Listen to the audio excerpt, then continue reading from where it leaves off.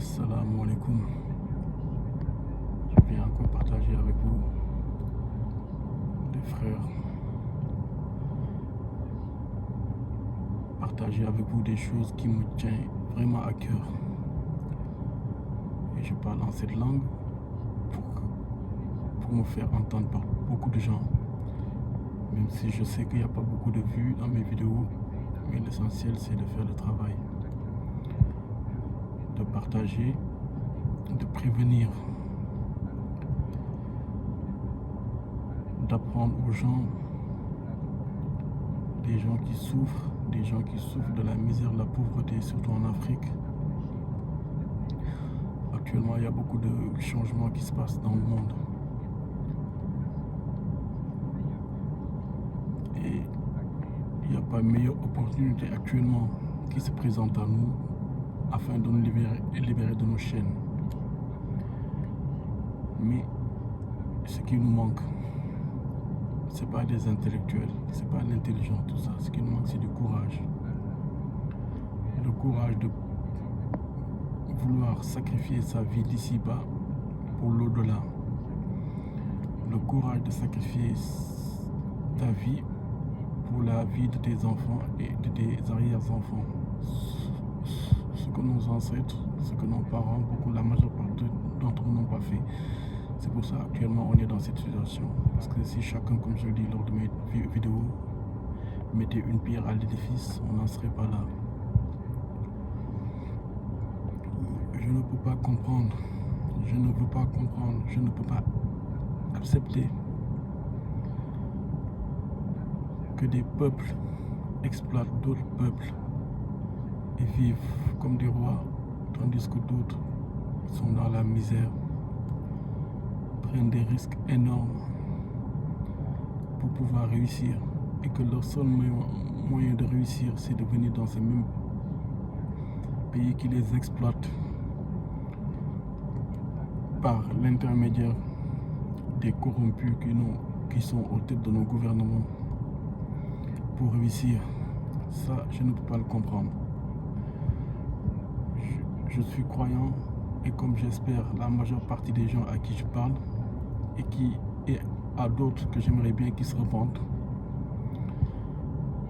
c'est Allah qui a fait des gens riches et pauvres pour que certains prennent d'autres à leur service. Je n'ai rien contre ça. Il y a même des gens, si tu les laisses seuls, ils ne font rien dans leur vie. Ils ont besoin d'avoir des chefs, ils ont besoin de travailler pour quelqu'un. Comme d'autres ont toujours besoin de créer des entreprises et d'employer d'autres gens à leur service. C'est comme ça, c'est la vie.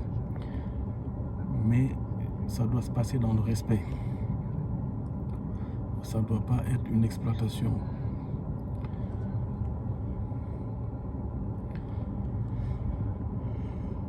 Dans nos livres, dans le Coran, c'est ce que Allah a dit. Et c'est une phrase, et c'est un verset que je vais encore revenir sur ce qu'Allah a dit, qui est dans la sourate ou les Rum. Et pourquoi dans cette sourate-là? Parce que ça parle beaucoup de notre génération. Je ne peux pas comprendre toutes ces choses et ne pas essayer d'éveiller d'autres sur ces choses-là pour me dire que notre situation actuelle, le Coran en parle énormément, beaucoup, et qu'on doit retourner à Dieu. Dans les Rum, Allah a dit, avez-vous associé à ce que vous a donné avec vos esclaves de manière que vous soyez égaux et que vous vous craignez les uns des autres. L'objectif, le but, qu'un peuple vienne dominer un autre peuple, c'est pour l'éduquer, c'est pour l'aider à se développer.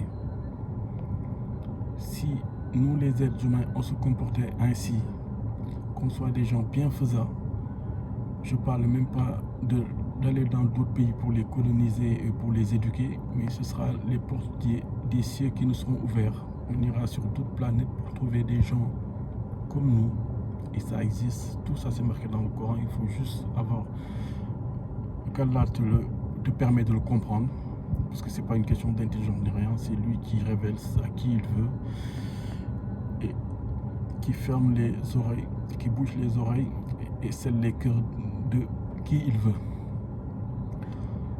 Donc qu'on puisse aller sur ces autres terres, ces autres mondes, pour encore éduquer d'autres gens, qu'on soit des messagers, des ambassadeurs de notre Seigneur. Actuellement, c'est pas ça qui se passe dans le monde. Ce qui se passe dans le monde, c'est des gens qui sont forts, qu'Allah a donné la puissance et l'autorité sur d'autres peuples qui les exploitent. Et qui font croire à leur propre peuple que ça, c'est ce qui est bien pour eux. Mais ce n'est pas bien pour eux. Parce qu'à un certain moment, ces peuples seront jugés pour le mal qu'ils ont fait. Et nous tous, on n'aimerait pas voir des gens qui souffrent, que ce soit des miens ou d'autres gens, parce qu'on est tous de la même communauté.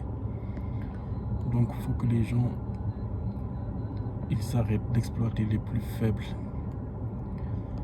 Vous n'avez rien fait dans vos vies pour mériter d'être supérieur aux autres.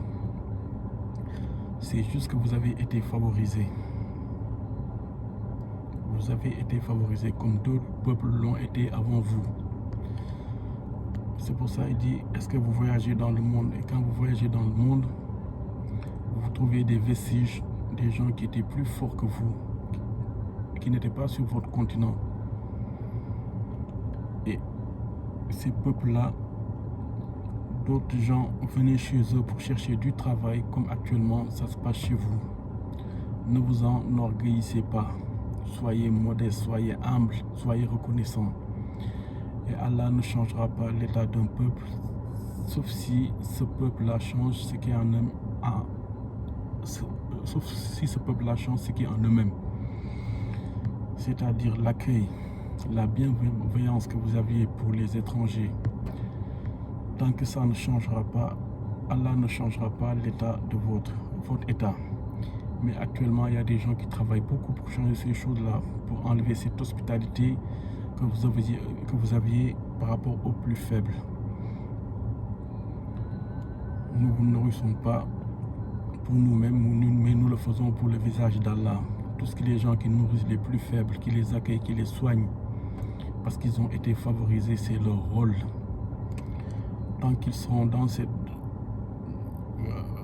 pas ainsi, ils peuvent conserver le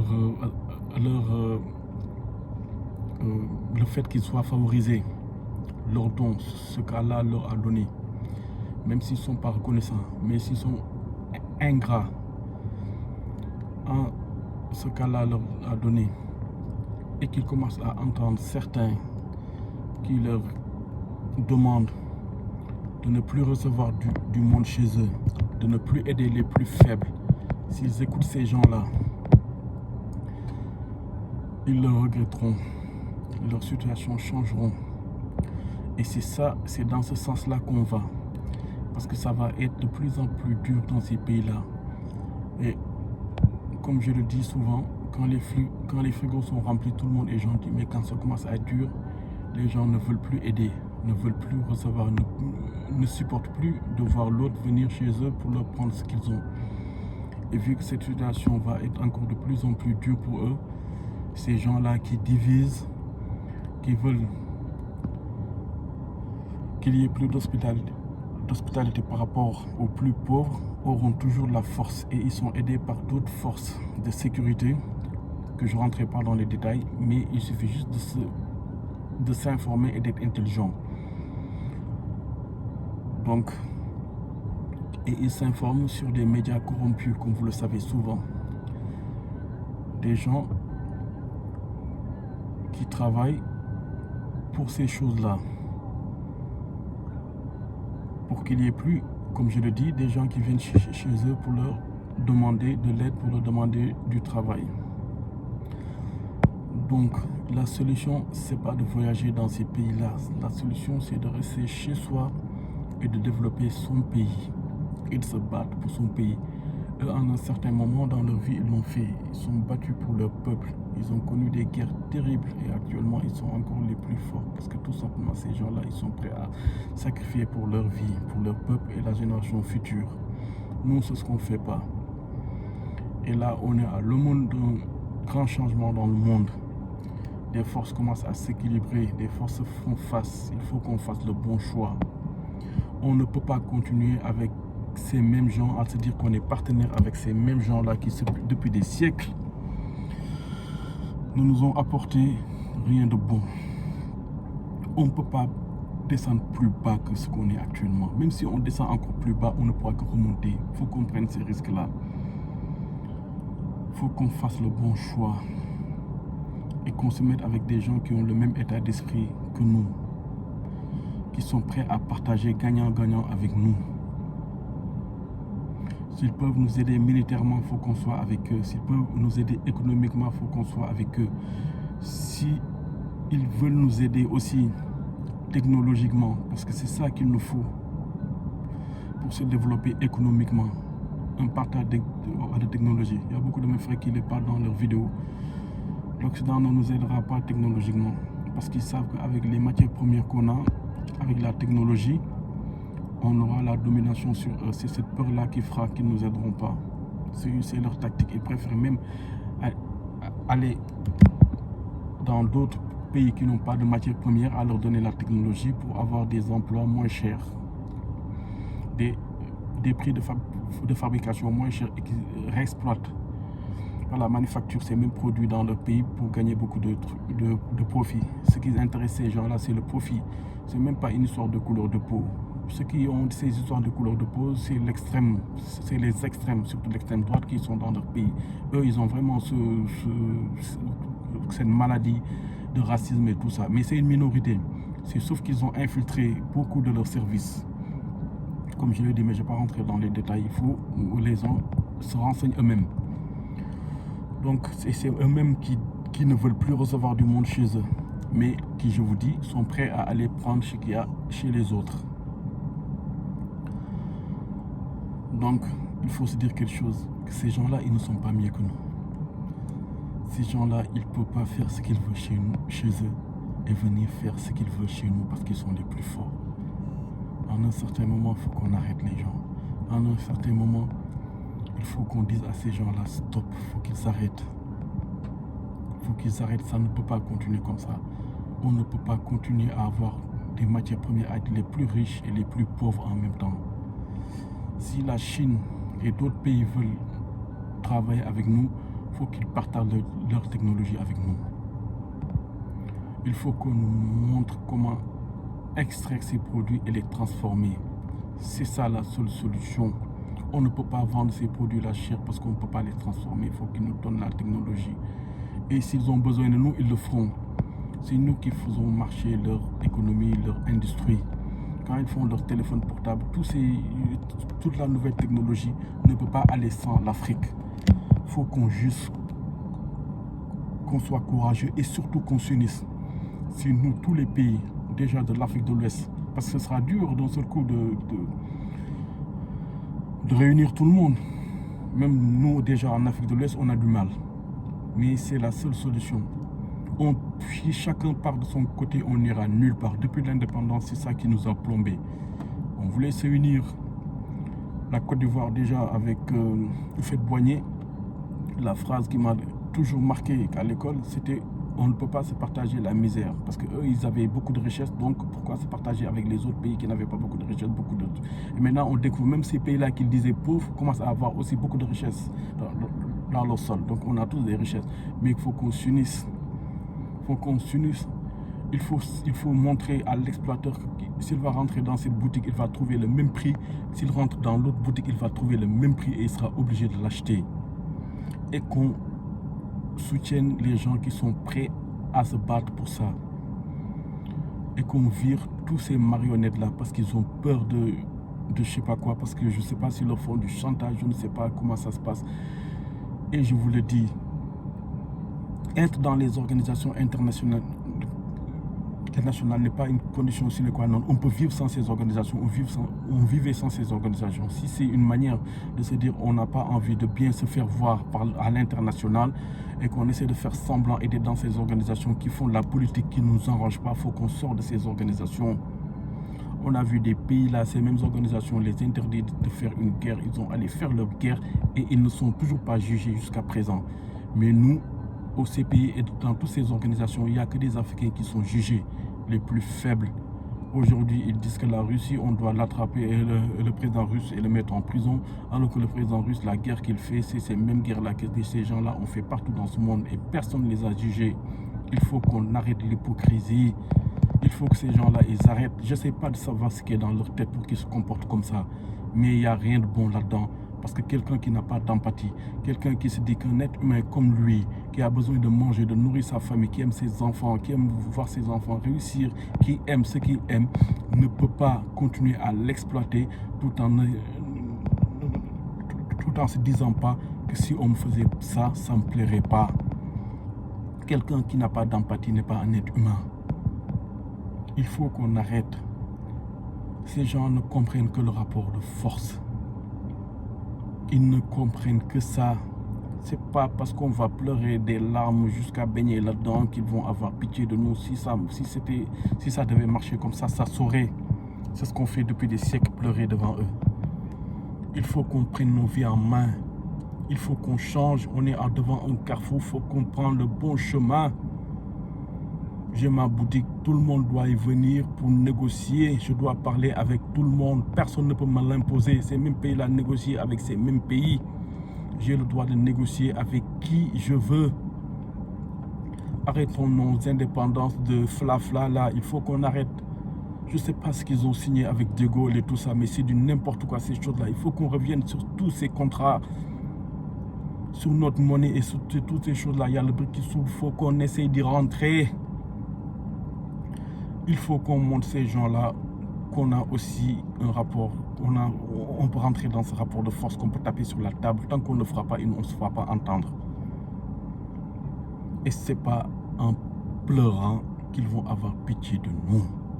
Prenons nos vies en main, prenons les bonnes décisions, mettons les bonnes personnes à la bonne place. Soutenons ces gens-là qui se battent pour nous, qui sacrifient leur vie, parce que c'est ce qu'ils font, ils sont en danger. Les lâches, dégageons-les. Que personne ne les soutienne. Ne soutenez pas les gens parce qu'ils vous corrompent. Ils vous donnent un petit billet. Il vous permet d'avoir des maisons et que vos enfants aillent faire des études à l'extérieur. Sacrifiez une partie de votre vie pour la génération future. On n'a pas besoin d'aller en Occident pour se soigner ou pour étudier. On peut faire des écoles dans nos pays.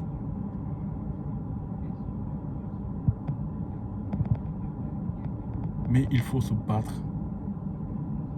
Il y a beaucoup de pays qui étaient dans notre situation, qui sont battus, qui ont pris leur courage en main et aujourd'hui ils se développent. L'Afrique ne peut pas continuer comme ça. Mais sans la foi, rien ne marchera. Je vous l'ai dit, il n'y a pas un meilleur moteur pour nous booster que la foi en Dieu. Si un croyant aime la vie plus qu'un quelqu'un qui ne croit pas, c'est qu'il y a un problème. Parce que quelqu'un qui ne croit pas, il n'y a rien qui l'attend là-bas. Alors que quelqu'un qui croit, il n'y a que du gagnant. Qui se bat pour réussir ici dans cette vie, qu'il meurt, qu'il rejoigne son Seigneur, il n'y a que du bon qui l'attend. Il est gagnant, gagnant. Réfléchissons. Ne nous laissons plus se faire marcher dessus.